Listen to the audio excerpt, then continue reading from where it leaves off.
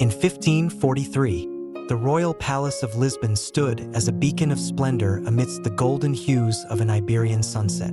The pristine white walls of the palace reflected the soft amber light, while the sprawling gardens, bursting with wild roses, filled the air with their delicate fragrance. High above the grounds, a young princess sat by an arched window, gazing wistfully at the distant ocean. Maria of Portugal, just 16 years old, was already the jewel of the Iberian Peninsula. But on this day, her heart was heavy with the weight of news that would change her life forever. Maria, celebrated for her radiant beauty and gentle demeanor, was more than just a princess. She was a symbol of hope and unity for her kingdom. Her auburn hair caught the light like molten gold, and her eyes, deep and expressive, held a quiet strength. Beneath the polished exterior of a royal upbringing lay a young woman with dreams of love and adventure. She cherished the simple pleasures of horseback rides through open meadows, evenings lost in poetry, and moments of solitude along the banks of the Tagus River. Yet, these joys now seemed distant, overshadowed by her father's decree. Maria was to marry Philip, Crown Prince of Spain. The announcement came with the grandeur and finality befitting a royal proclamation. King João III, Maria's father, had long sought to strengthen ties between Portugal and Spain, with both nations sharing a Catholic faith and facing external threats. From the Ottoman Empire to the growing Protestant Reformation, the alliance was deemed crucial. This marriage, João had told her earlier that day, will bring stability to our lands and secure our legacy. You are the chosen bridge, Maria. The words echoed in her mind as she sat alone that evening, the glow of a single candle casting shadows on the pages of her diary. Her pen trembled as she wrote, "Can love grow in the shadow of duty? Am I to be nothing more than a piece on the chessboard of kings?" Despite her sorrow, Maria resolved to fulfill her duty. She told herself that perhaps, with time, she might find love and happiness with the man who awaited her. The day of Maria's departure dawned with the soft light of early spring. Lisbon bustled with activity as preparations for her journey to Spain reached their climax. Carriages laden with dowries, gold, silver, fine tapestries, and priceless jewels lined the palace courtyard. Servants hurried about, their arms full of silks and gowns, while courtiers exchanged whispers about the young princess's fate.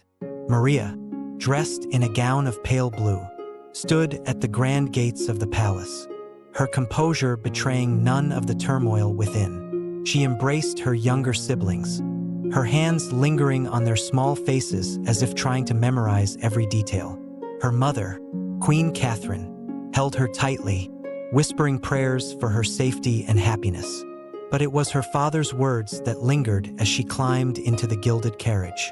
"Remember, Maria, you are not just my daughter, you are Portugal's hope." As the carriage began its journey, Maria looked back one last time at the palace gates, the home she had always known. The streets of Lisbon were lined with cheering crowds, their voices rising in a cacophony of blessings and farewells. Though she smiled and waved, her heart ached. Each turn of the carriage wheels seemed to pull her further from the life she had cherished. The voyage to Spain was long and arduous, spanning weeks across rugged terrain and unrelenting seas. The first leg of the journey took Maria and her retinue through the rolling hills of Portugal, where the scent of wildflowers filled the air. Maria spent much of this time in quiet reflection, her thoughts drifting to the man she would soon meet. Philip was a name she had heard whispered in the corridors of court, a prince renowned for his discipline and piety, yet equally feared for his cold, calculated demeanor. Courtiers spoke of him as a man who valued duty above all else, leaving little room for emotion or tenderness. At night, as the convoy made camp, Maria found solace in writing letters to her closest friend in Lisbon. "I wonder," she wrote one evening beneath a canopy of stars, "if this Philip is a man I can love, or merely a figurehead I must learn to tolerate. What lies behind the mask of a prince so revered yet so distant?" She never sent these letters, tearing them apart for fear they might betray her doubts. When the convoy reached the port city of Almiram, Maria boarded the grand royal ship that would carry her across the Gulf of Cadiz.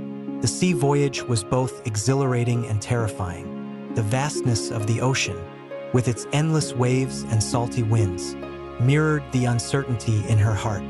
Often, Maria would stand at the bow of the ship, her hair streaming in the wind, gazing at the horizon where Spain awaited. She found herself torn between hope and apprehension. One stormy evening, as the ship rocked violently against the waves, Maria sought refuge in her cabin. The tempest outside seemed to echo the storm within her. Her lady-in-waiting, Beatriz, tried to comfort her, but Maria's thoughts were elsewhere. "What kind of man is Philip?" she whispered aloud. "Will he be kind? Or will he see me only as a tool for his ambitions?" When the ship finally docked in the Spanish port of Valladolid, Maria was greeted by a grand procession. The docks were adorned with banners bearing the royal crest of Spain, and crowds had gathered to catch a glimpse of their future queen. Trumpets blared as Maria descended the gangplank, her movements graceful despite the trembling in her legs. She was escorted to a golden carriage, its interior lined with crimson velvet, and her journey to the palace began. The streets of Valladolid were alive with celebration. Church bells rang out, flowers rained from balconies, and children waved small flags as the carriage passed. Yet, amidst the jubilation, Maria felt a profound sense of isolation. The language, the faces, even the air itself felt foreign. She clutched a rosary in her hands, silently praying for strength. At the gates of the royal palace, Maria was met by an entourage of Spanish nobles, their expressions a mixture of curiosity and formality. Her heart raced as she was led through the grand halls, each step bringing her closer to the man who would define her future. Philip awaited her in the grand reception hall, a space adorned with gold-framed tapestries and towering candelabras. He stood at the far end, flanked by advisors, his figure imposing in a black doublet trimmed with silver. As Maria entered, she felt the weight of his gaze upon her. She curtsied deeply, her hands trembling ever so slightly. "Your Majesty," she said softly, her voice steady despite the storm of emotions within. Philip inclined his head in acknowledgement. "Princess," he replied, his tone measured and formal. "Spain welcomes you." Their exchange was brief, devoid of warmth or familiarity. Maria, who had dreamed of love, felt a pang of disappointment, but she reminded herself that this was only the beginning. She clung to the hope that, in time, they might grow to understand and care for one another. The royal wedding was a spectacle of unmatched grandeur. Nobles and dignitaries from across Europe filled the cathedral, their jeweled garments shimmering in the candlelight. Maria, adorned in a gown of ivory silk embroidered with gold, looked every bit the queen she was destined to become. Yet, as she stood beside Philip at the altar, she felt an overwhelming sense of detachment. The vows they exchanged felt more like a binding contract than a declaration of love. During the grand banquet that followed, Maria played her role flawlessly, smiling and engaging with guests. Philip, however, remained reserved, speaking only when protocol demanded.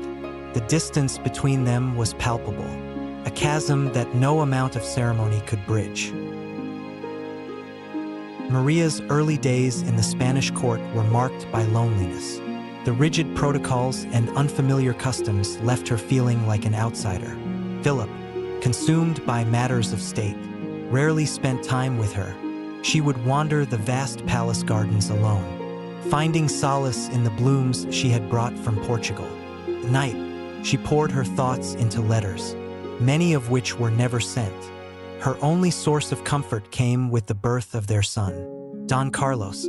For a brief moment, Maria experienced a joy she had long thought unattainable. Cradling her newborn, she felt a profound sense of purpose. But this happiness was short-lived. In the weeks following Don Carlos's birth, Maria's health began to decline. Complications from childbirth left her bedridden. And despite the efforts of the court's finest physicians, her condition worsened. On a cold winter's night, she passed away, leaving behind a grieving court and a shattered husband. Philip, stoic as ever, stood vigil by her bedside, his expression unreadable. Yet, those closest to him would later recall the rare sight of tears in his eyes. Maria, who had entered his life with hope and promise, had departed too soon, leaving a void that no alliance or empire could ever fill. Maria of Portugal's life was one of quiet sacrifice. She had left her home and her dreams behind to forge a bond between two nations. Though her time as queen was brief, her legacy endured as a symbol of devotion and resilience. For Philip, her death was a reminder of the cost of duty, a lesson that would haunt him for the rest of his life.